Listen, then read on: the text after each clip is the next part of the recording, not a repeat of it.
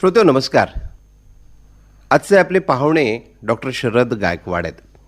Doctor Sharad Gaikwad यांना नुकताच अण्णाभाऊ साठे पुरस्कार जाहीर झाला. त्यांना त्या पुरस्कारानं गौरवान्वित देखील करण्यात आलं.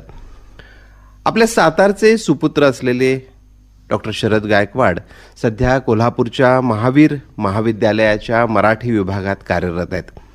साहित्यिक आहेत, सामाजिक कार्यकर्ते आहेत. गेली अनेक वर्ष सर भारतभर फुले, शाहू, आंबेडकर, अण्णाभाऊ साठे या महापुरुषांच्या विचारांचा प्रचार प्रसार करतायत.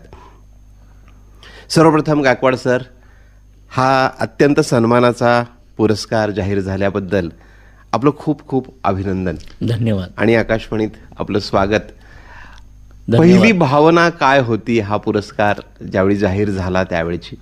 खरं तर आजपर्यंत सामाजिक संघटनांनी महाराष्ट्रभर गेली 25-30 वर्ष मी जो काम करतोय त्या कामाचा प्रतिसाद म्हणून, कृतज्ञता म्हणून, सामाजिक बांधिलकी म्हणून आजपर्यंत 27 पुरस्कार मला राज्यस्तरावरचे, राष्ट्रीय स्तरावरचे मिळाले. 2-3 बाहेरच्या देशातले सुद्धा मिळाले. म्हणजे मॉरिशसमध्ये पुरस्कार मिळाला, भूतान देशामध्ये पुरस्कार मिळाला. तर हे आंतरराष्ट्रीय स्वरूपाचे पुरस्कार मिळाले. परंतु ज्या महाराष्ट्रात आपण राहतो त्या महाराष्ट्राचा हा पुरस्कार आपल्याला मिळतोय आणि तोही अण्णाभाऊ साठे यांच्या नावाचा मिळतोय. त्यामुळं निश्चितच तो ऐतिहासिक क्षण, अविस्मरणीय क्षण माझ्यासाठी होता आणि खूप मी आनंदी आहे. गायकवाड सर, आपण आपल्या शैक्षणिक काळापासूनच धर्मनिरपेक्षता, समाजवाद, संविधान, त्याची साक्षरता, याच्याबरोबर अंधश्रद्धा निर्मूलन असेल, जाती तोडा समाज जोडासारखी चळवळ असेल, अभियान असेल, अशा अनेक समाज परिवर्तन करणाऱ्या, विचार करणाऱ्या, त्याचा प्रसार करणाऱ्या अभियानांसोबत आपण काम करताय. तिथं आघाडीवर राहून काम करताय. ह्याची सुरुवात कशी झाली? पहिले दिवस आठवत आहेत? तो काळ खूप वेदनादायक होता. म्हणजे सातारा तालुक्यात अंगापूर नावाचं छोटंसं माझं गाव आहे. माझी जन्मभूमी, सातारा ही कर्मभूमी. त्या गावात वडील पाटलाच्या वाड्यावर चाकरीला होते आणि कुसाबाहेरच एका अस्पृश्य मातंग समाजामध्ये माझा जन्म 72 साली झाला. 72ला मोठा दुष्काळ होता. दुष्काळात 13वा म्हणतात तसं आईवडील मुळातच गरीब आणि त्यात आपला जन्म. आजोबा पोतराज होते, वडील पोतराज होते. वडील पाटलाच्या वाड्यावर चाकरीला होते. पाटलाचा एका मुलगा मुंबईला कामानिमित्त गेला होता आणि त्याला वाचनाची आवड होती. अण्णाभाऊ साठेंची फकीरा त्याला वाचायला मिळाली आणि खूप चांगली कादंबरी आहे. आणि ही वाचून झाल्यावर त्यांनी माझ्या वडिलांच्या हातात दिली की खूप चांगली कादंबरी आहे आणि तुमचा मुलगा शाळेत जातोय, 3री-4थीत आहे, वाचता आली तर बघा. 4थीत असताना मला अण्णाभाऊ साठेंची फकीरा कादंबरी वडिलांच्यामुळं हातात मिळाली आणि मी अक्षर जुळवणी करत, कारण फारसं वाचन करता येत नव्हतं, वाचायला पण तेवढं येत नव्हतं, पण मी सुरुवात केली आणि फकीरानं आयुष्याला कलाटणी माझ्या दिली आणि मी अण्णाभाऊंच्या प्रेमात पडलो आणि फकीरामय झालो. आणि मग त्यावेळेला शपथ घेतली, ठरवलं की इथून पुढं समाजासाठी लढायचं तर फकीरासारखं, लिहायचं तर अण्णाभाऊ साठेंसारखं आणि काम करायचं तर फुले, शाहू, आंबेडकरांच्या विचारानंच करायचं. आणि त्यातला एक धुळीचा कण म्हणून मी साहित्य आणि सामाजिक कार्याकडं वळालो की या समाजातल्या ज्या अंधश्रद्धा आहेत त्या दूर करायच्या. समाजाला जेवढं आपल्याला गाडगेबाबांच्या भूमिकेत जाऊन जागल्याची भूमिका करणं, असं माझ्या कामाची सुरुवात झाली. गायकवाड सर, फकीरा हे आपल्या जीवनाला कलाटणी देणारं पुस्तक, अण्णाभाऊंचं पुस्तक. परंतु याच्याबरोबरच जी विचारांची जडणघडण व्हावी लागते त्यासाठी आपण काय काय वाचलं? कोणकोणत्या समाजसुधारकांचा आपल्या एकूणच वाटचालीवर प्रभाव पडला? ज्या वेळेला अण्णाभाऊंची फकीरं वाचली तिथून पुढं ग्रंथांची वाचनाची आवड निर्माण झाली. मग नंतर पुन्हा फुले कळायला लागले, बाबासाहेब वाचायला सुरुवात केली. बाबासाहेबांचं समग्र साहित्य महाविद्यालयीन जीवनात, विद्यार्थी जीवनात वाचून काढलं. फुले, शाहू, आंबेडकर विचारधारा समजली.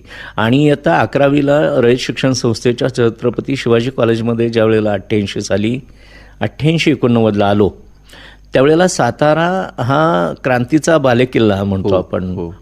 आणि अण्णाभाऊंच्या भाषेत सांगायचं तर महाराष्ट्राचं काळीज म्हणजे सातारा आहे असं अण्णाभाऊंनी सांगितलेलं. या साताऱ्यात आल्यावर डॉक्टर आह साळुंखे किशोर बेडकेहाळ, हो. लक्ष्मण माने, ही सारी मंडळी जी आहेत, संबोधी प्रतिष्ठान आहे किशोर बेडकेहाळ, त्या काळात दिनकर झिमरे आहेत, पार्थ पोळके आहेत, ही साताऱ्यातली प्रबोधन चळवळीतली महाराष्ट्राला माहिती असलेली व्यक्तिमत्व, त्यांचा सहवास लाभला. म्हणजे आंबेडकर अकादमी, संबोधी प्रतिष्ठान आणि थोरांच्या स्मृती व्याख्यानमाला ह्या मी 88-89 पासून 11वी पासून ऐकत आलो. आजही त्या उत्तम आणि पद्धतीने आजही होतात. त्या गेली 35-40 वर्ष एक ज्ञानयज्ञ ज्याला म्हणू आपण, तशा पद्धतीनं त्या अव्याहतपणे सुरू आहेत. विचारवेध साहित्य संमेलनं आहेत. या सगळ्यांच्या भरणपोषणामुळं माझं व्यक्तिमत्व घडत गेलं, किंवा मी आज जो काय आहे, म्हणजे बालपणीचा पोतराज ते आज प्राध्यापक, पोतराज ते प्राध्यापक हा जो प्रवास आहे, त्याच्या मुळाशी फुले शाहू आंबेडकरी विचारधारा आणि भारताचं संविधान या मुळाशी गोष्टी आहेत. गायकवाड सर, गेली अनेक वर्ष आपण ह्या सर्व चळवळीच्या क्षेत्रात काम करता आहात. बदलत्या भारतात अंधश्रद्धा निर्मूलन असेल किंवा जाती तोडा समाज जोडा अभियान असेल, अशा सामाजिक प्रश्नांचं स्वरूप कसं बदलत गेलंय? जोपर्यंत मी बाहेर गेलो नव्हतो, बाहेरच्या देशात, तोपर्यंत भारतातच जशा जाती आहेत तशा जगभर असणार असं वाटत होतं. परंतु मी पहिल्यांदा रशिया, मॉस्को युनिव्हर्सिटीमध्ये गेलो, नंतर थायलंडला गेलो, बँकॉक युनिव्हर्सिटीमधून बोललो, थोनबुरी विद्यापीठातून बोललो, मलेशिया, भूतान यासारख्या 6 देशातून, मॉरिशस, अशा 6 देशातून आजपर्यंत आंतरराष्ट्रीय स्तराच्या विद्यापीठावरून बोललो. परंतु जगात कुठेही जात नावाची गोष्ट नाही. जगभर वंशवाद आहे, वर्णवाद आहे, वर्गवाद आहे, पण जाती व्यवस्था फक्त भारतातच आहे. आणि जवळजवळ 5,700 जाती जमाती आपल्या देशात आहेत. 13-14 प्रमुख धर्म आहेत. आणि जसे की आपण महानुभाव संप्रदाय, दत्त संप्रदाय, वारकरी संप्रदाय, समर्थ संप्रदाय, अशा अनेक संप्रदाय या देशामध्ये आहेत. ही जातीची उतरंड जी आहे तिला चारवाक, बुद्ध, सम्राट अशोक इथपासून ते छत्रपती शिवाजी महाराज असतील आणि फुले शाहू आंबेडकर, अण्णाभाऊ साठे, गाडगेबाबा, कर्मवीर भाऊराव पाटील या महापुरुषांनी छेद देण्याचा, ही उतरंड फोडण्याचा, मोडतोड तिची करण्याचा आणि माणूस की मानवतावाद हा विचार रुजवण्याचा प्रयत्न या महापुरुषांनी केला. आणि म्हणून जात नावाची गोष्ट ही ईश्वर निर्मित नाही, ती मनुष्य निर्मित आहे, मानव निर्मित आहे.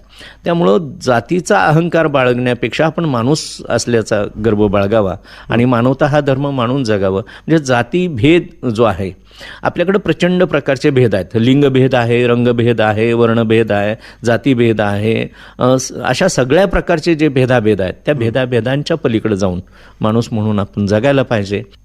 जातीच्या ज्या वेदना आहेत, जातीचे जे चटके आहेत, त्याची दाहकता प्रचंड आहे.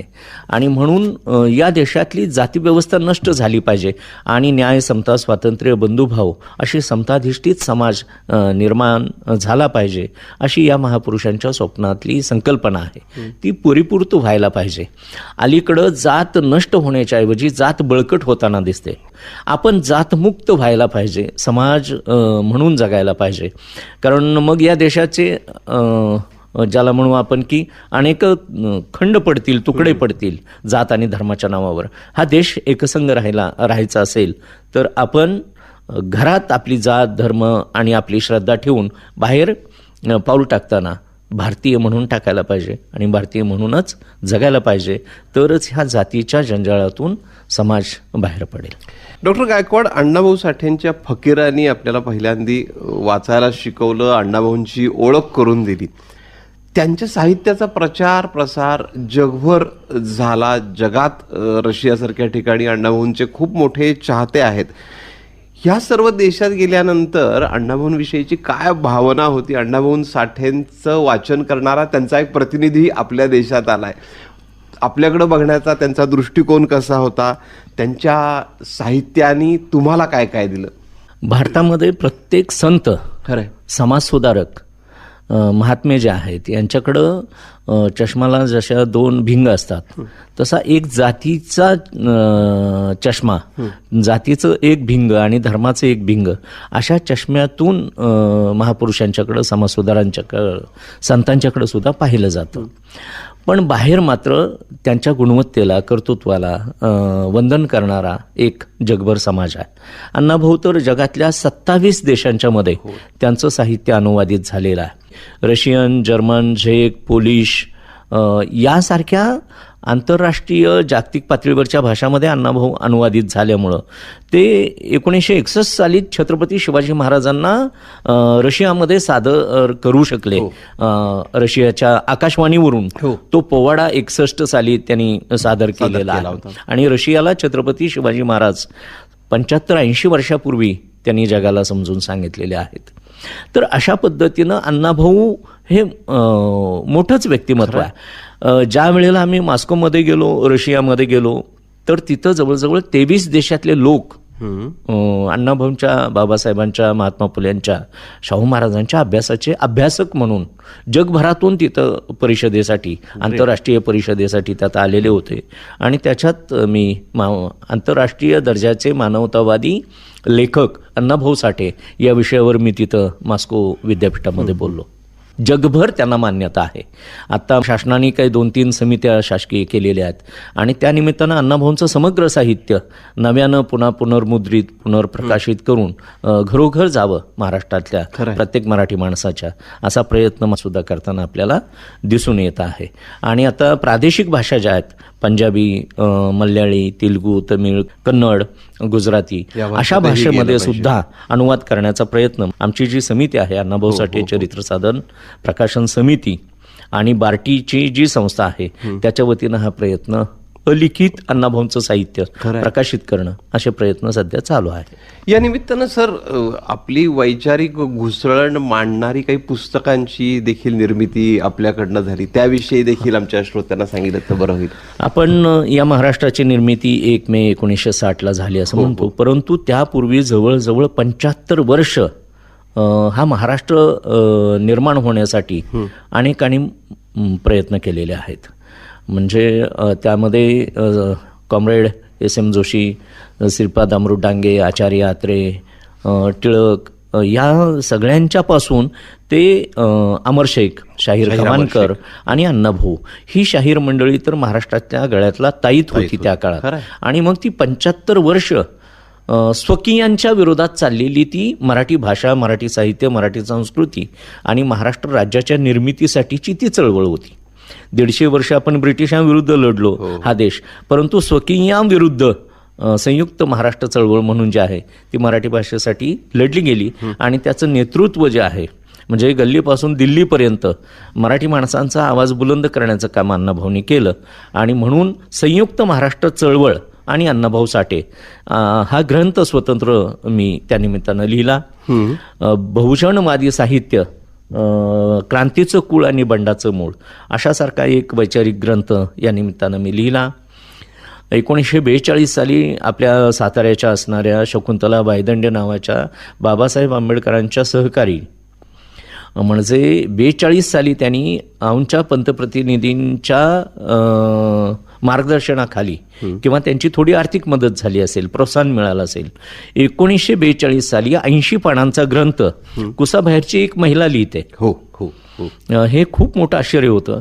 तर तो हिंदी राज्यघटनेचा वारसा अर्थात अस्पृश्यांचे राजकीय हक्क या नावाचा ग्रंथ माझ्या PhDच्या संशोधनाच्या निमित्तानं मला उपलब्ध झाला, जो महाराष्ट्रात कुठेही नव्हता.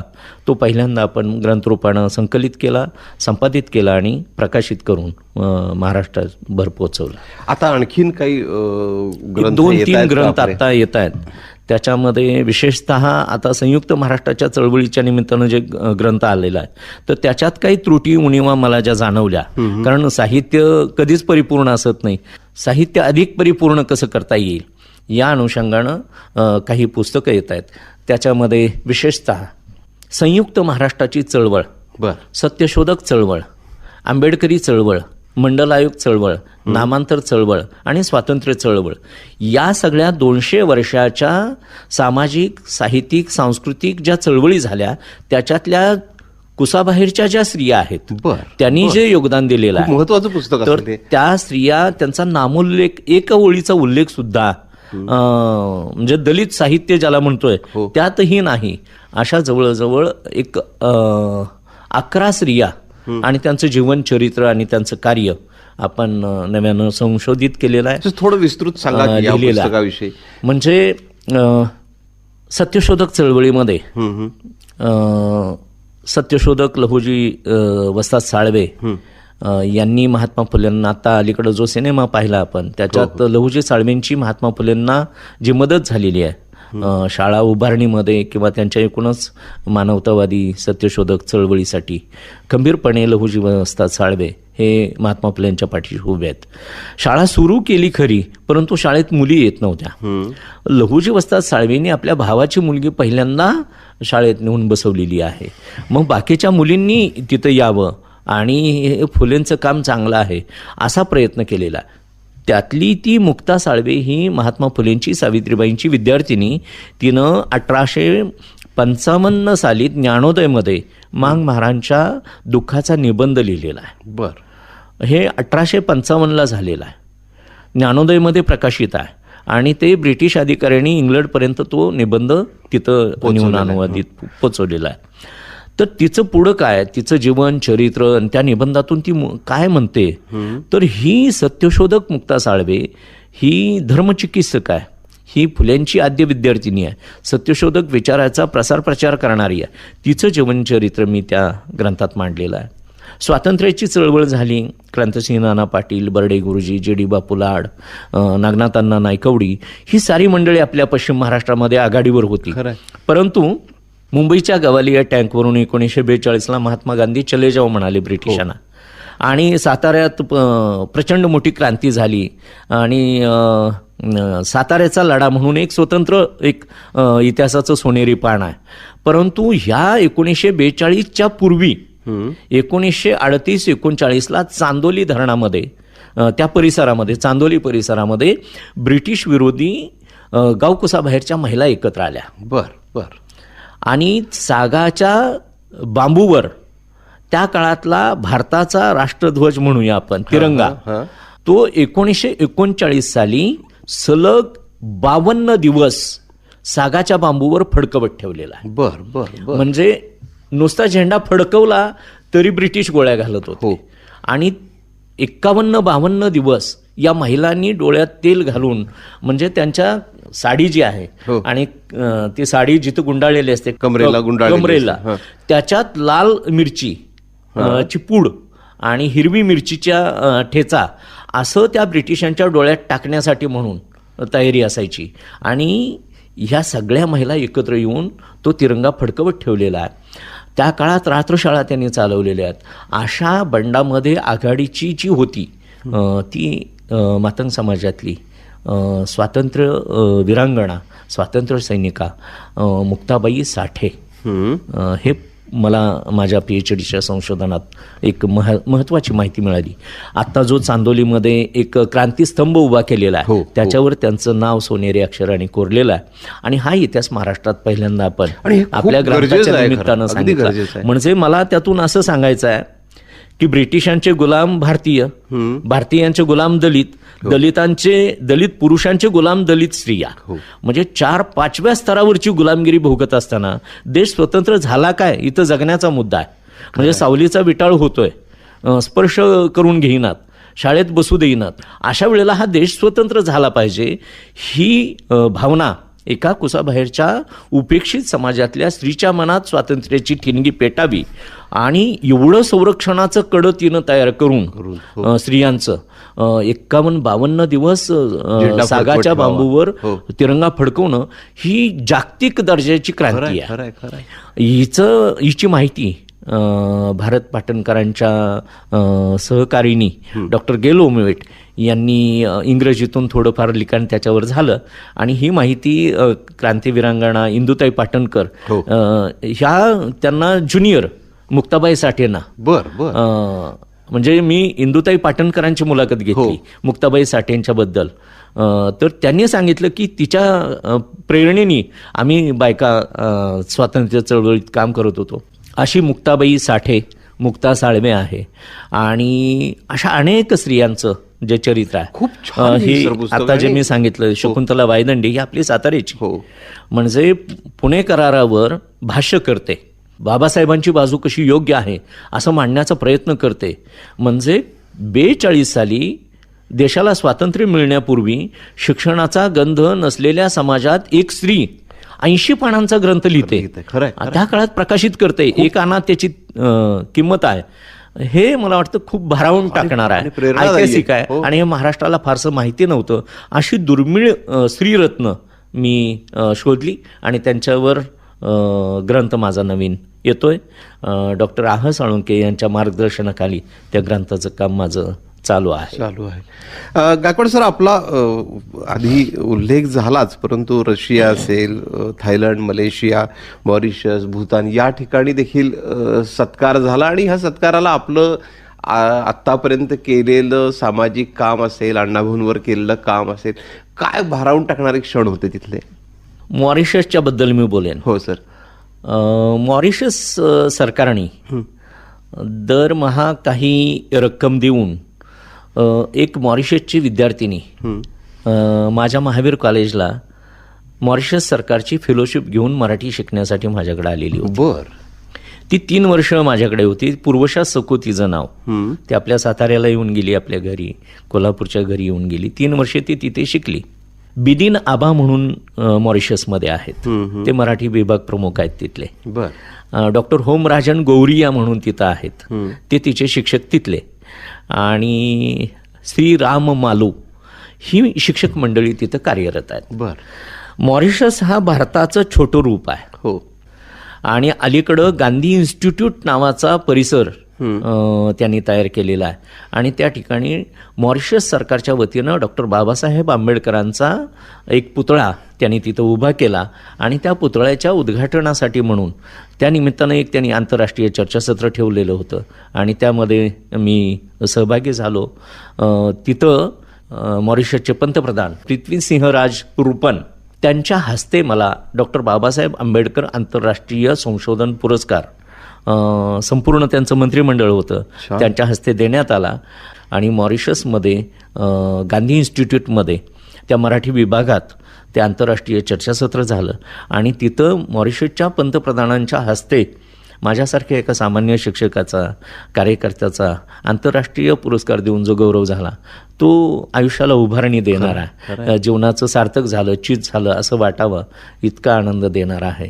परंतु आत्ताचा जो पुरस्कार आहे तो आपल्या घरचा, आपल्या महाराष्ट्राचा, कारण या महाराष्ट्रासाठी अण्णाभाऊंनी रक्त सांडलेलं आहे. अमरशेख गव्हाणकर आणि अण्णाभाऊ हे महाराष्ट्राच्या गळ्यातले ताईत आहेत. आणि यांनी माझी मैना आपल्याला माहिती आहे. तर बेळगाव, निपाणी, कारवार, डांग, उंबरगाव, भालकी, बिदरकी हा महाराष्ट्राच्या बाहेर असणारा मराठी भाषिक प्रदेश आजही महाराष्ट्रात नाही. आणि ती जीवाची काहिली अण्णाभाऊंच्या गेली 70-80 वर्ष आजही होताना आपल्याला आढळते. त्या महाराष्ट्रासाठी अण्णाभाऊ उभं आयुष्य. म्हणजे अण्णाभाऊ गेले त्यावेळेला एका पत्रकारांनी त्यांच्या पत्नीची मुलाखत घेतली. त्यांनी दिलेलं उत्तर मला वाटतं महत्त्वाचं आहे. त्या म्हणाल्या, माझा नवरा गेला, अनंतात विलीन झाला, ह्याचं दुःख आहे, पण तेवढं दुःख नाही, कारण तो माझ्यासाठी कमी जगला. अण्णाभाऊ जगले महाराष्ट्रासाठी आणि अण्णाभाऊ गेले महाराष्ट्रासाठी. तर हे उत्तर होतं की महाराष्ट्राच्या निर्मितीसाठी उभं आयुष्य त्यांनी खर्च केलं. म्हणून आचार्य त्यांनी महाराष्ट्र शाहीर त्यांना म्हटलं. हो. आणि संयुक्त महाराष्ट्राच्या चळवळीतला मुकुटमणी म्हणजे अण्णाभाऊसाठी आहेत. तर त्यांचं योगदान, त्यांच्या नावानं मिळणारा पुरस्कार हा बळकटी देणारा आहे. खरं आहे. पण गेली 30-40 वर्ष आपण जे समाजासाठी काम करतायत त्याचा गौरव या पुरस्कारानं झालेला आहे. या गौरवानं आपल्या कार्याला कसं पाठबळ मिळेल, पुढचं उद्दिष्ट, पुढं काय ठरवलंय, काय सांगाल याविषयी? सामाजिक कार्यात काम करताना काही वेळेला तिरस्कार वाट्याला येतो, तर काही वेळेला पुरस्कार वाट्याला येतो. पण सोने नाणे आम्हा मृत्तिके समान असं समजून तुकारामांच्या उक्तीप्रमाणे आपण काम करत राहायचं, जेवढं आपल्याला शक्य आहे. मला जे मिळालं ज्ञान, माझा समाज आजही कुसाबाहेर आहे, तो अंधश्रद्धेत आहे, तो व्यसनाधीनतेमध्ये आहे, तो अज्ञानात आहे. मला त्यांच्यासाठी जे जे करणं शक्य आहे, मी माझा संसार करून, मी माझी नोकरी करून, उरलेला वेळ व्याख्यानांच्या निमित्तानं गेली 30-35 वर्ष मराठवाडा, विदर्भ, आंध्र प्रदेश, कर्नाटक, तेलंगणा, गोवा अशा राज्यांच्यामधून मी माझ्या पद्धतीनं प्रबोधन करत आलो. अनेक 13 वैचारिक ग्रंथांचं लेखन केलं. आता असं वाटतं की आपण अजून जोमानं काम करणं गरजेचं आहे. पुरस्कार हे प्रेरणा देतात, पाठबळ देतात आणि पुढच्या कामाला आपल्याला प्रोत्साहन मिळतं, ऊर्जा मिळते. आणि डॉक्टर आह साळुंखे असतील यांसारख्या विचारवंताचा एक अनुयायी किंवा फुले शाहू आंबेडकरांचा अनुयायी या नात्यानं आपण हे काम करणं माझं नैतिक कर्तव्य आहे. असं वाटतं की मी आहे तिथं माझा समाज कसा येईल असा प्रयत्न करणं, तो साहित्यिक, सांस्कृतिक, सामाजिक पातळीवर असा माझा प्रयत्न आहे. डॉक्टर शरद गायकवाड सर, पुन्हा एकदा आमच्या सर्व सातारकर श्रोत्यांतर्फे, सातारा आकाशवाणीतर्फे आपलं खूप खूप अभिनंदन. आपल्या कार्याला आमच्या नेहमी शुभेच्छा आहेत, यापुढे देखील राहतील. आपल्या कार्यात आम्ही आपल्या सोबत राहू अशी आपल्याला नक्की खात्री देतो. आपल्या पुस्तकांची देखील आम्ही नक्की वाट बघूया. आपण जे समाज उन्नतीचं काम करताय त्याला आमच्या कायम शुभेच्छा. पुन्हा एकदा आपले आभार. धन्यवाद. धन्यवाद.